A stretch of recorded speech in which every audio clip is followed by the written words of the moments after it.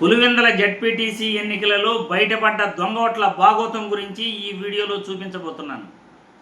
నారా లోకేష్ బాబు గారు ప్రజాస్వామ్యం గెలిచింది, ప్రజలంతా 30 సంవత్సరాల తర్వాత స్వచ్ఛందంగా ఓట్లు వేశారు అని ఆయన తెగ సంకలగుద్దుకుంటా ఉంటే, టీడీపీ నాయకులంతా కూడా ప్రజలకి స్వాతంత్రం వచ్చింది, స్వచ్ఛందంగా వచ్చి ఓట్లు వేశారు అని సంకలగుద్దుకుంటున్న తరుణంలో వైసీపీ ఏజెంట్లు కూడా లోపలికి వెళ్లకుండా టీడీపీ నాయకులు ఎలా అడ్డుకున్నారు, వైసీపీ ఏజెంట్లు కూడా లేకుండా ఒక్కొక్క టీడీపీ నాయకుడు బయట నియోజకవర్గాల నుండి, జమ్మలమడుగు నుండి, కమలాపురం నుండి, వేరే జిల్లాల నుండి వచ్చి ఓట్లు ఒక్కొక్కరు ఎన్ని ఓట్లు వేశారు, వైసీపీ ఏజెంట్లను కూడా కూర్చోనటువంటి పరిస్థితి నుండి దొంగ ఓట్ల భాగోతం ఎలా జరిగిందో, ప్రజాస్వామ్యం ఎలా ఉందో రాష్ట్రంలో ఒక్కసారి ఈ వీడియో చూడండి. బయటపడ్డ దొంగ ఓట్ల భాగోతం ఆడియోలో వినండి మీరు ఒక్కసారి.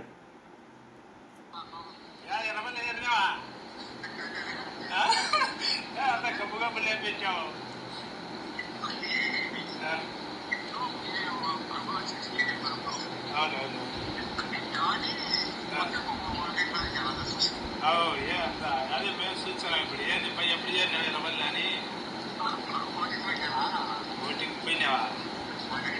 అట్లా ధనియాలు తిందాలని ఎట్లా లేదు నాకు మీ తమ్ముడు అందరూ వచ్చినా జనరేట్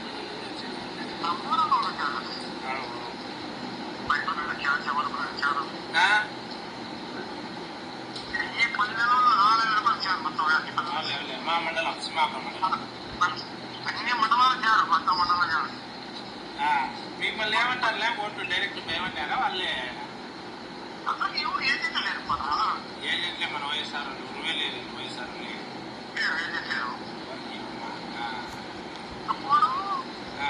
కాదన్నా ఇప్పుడు కొన్నన్నా వైఎస్ఆర్ గుర్తింటారా మీరు? గుర్తాల్సిందేనా కొన్ని అన్ని టీడీపీకి వచ్చి బాగుంటుంది. మంచిగా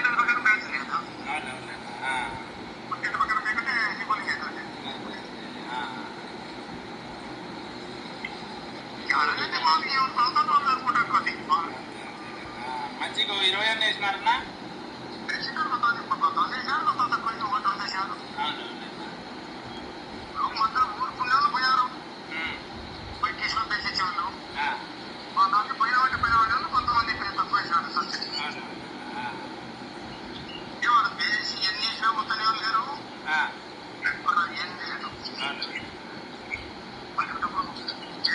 ఏదంటే వాళ్ళు ఇచ్చిపెట్టారు వైఎస్ఆర్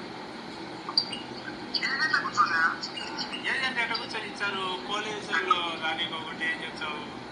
పోలీసులు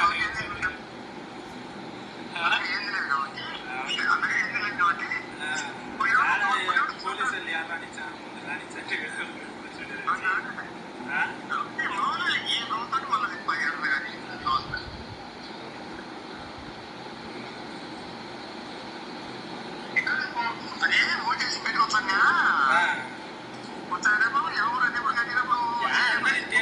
సుమారుగా అందరి సమారంలో అందరికీ కనపడుతున్నాయి. ఫోటోలు తీసినా రాకపోతే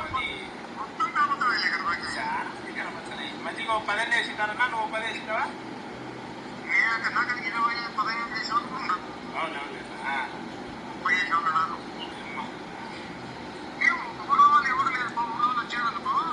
రాలేదు.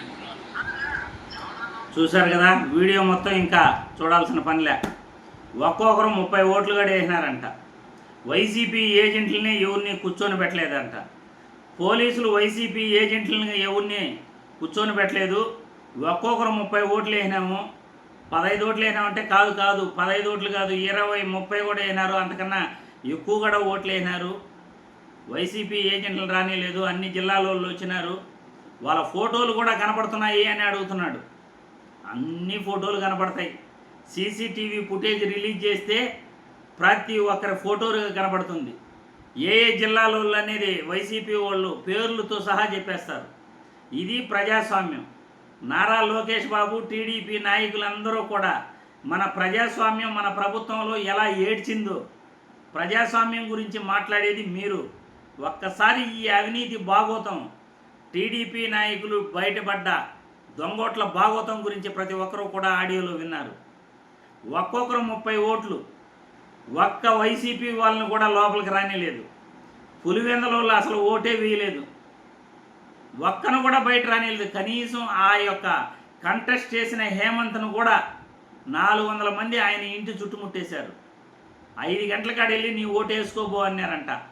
5 గంటల కాడ అన్ని దాదాపు ఉదయం నుండి ఆ రాత్రి నుండి కూడా ఆయన్ని చుట్టుముట్టేసి సాయంత్రం వచ్చి ఓటు వేసుకోబో అంటే ఎవడు వేసుకుంటాడు? మీరు ఒక్కొక్కరు 30 ఓట్లు వేసుకొని వైసీపీకి ఓట్లు వేయకపోతే ఇది దొంగ ఓట్లు అంటారని వాళ్ళకి ఒక 15-20 ఓట్లు వేసేది వైసీపీ వాళ్ళకి, మీరు 100 ఓట్లు వేసుకునేది. ఇదేనా ప్రజాస్వామ్యం అంటే?